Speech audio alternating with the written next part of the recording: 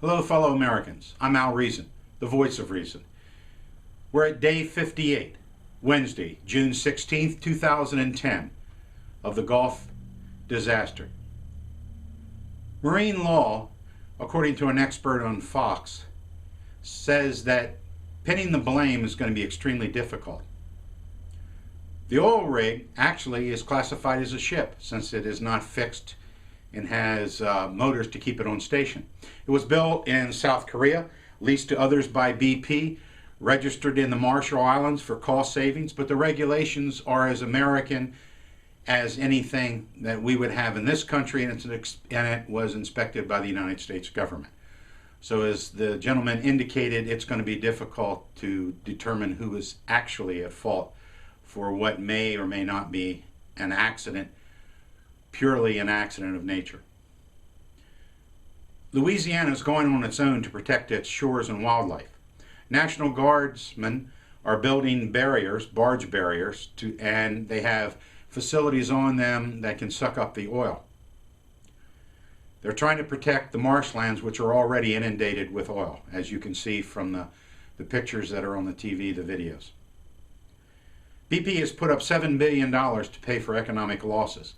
This administration wants more and will try, unconstitutionally in my opinion, to force BP to do so. Again, we're trying to retroactively apply law. BP's long-range plan, which was supposed to have been presented to the government last night, has not been disclosed to the public to the best of my knowledge.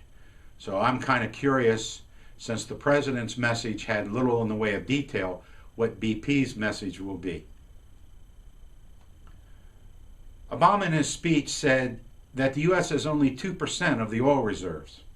Depends upon one's definition of oil reserves.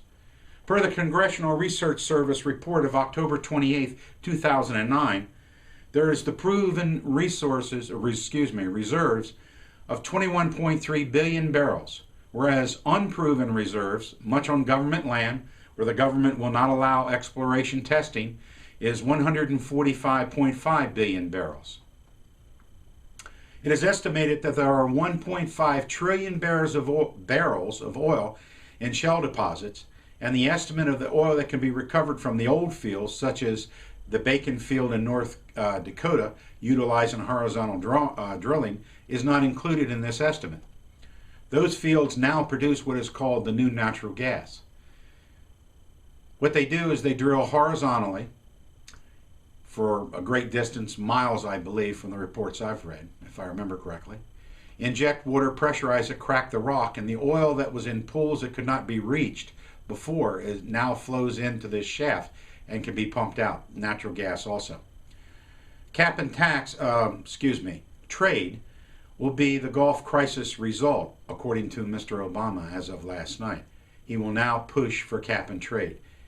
It was supposedly dead. Let's see if it gets resurrected and we can all pay additional costs on everything, including our local taxes, because their energy prices are going to go up, as well as our own direct and indirect increase in cost due to energy price increases.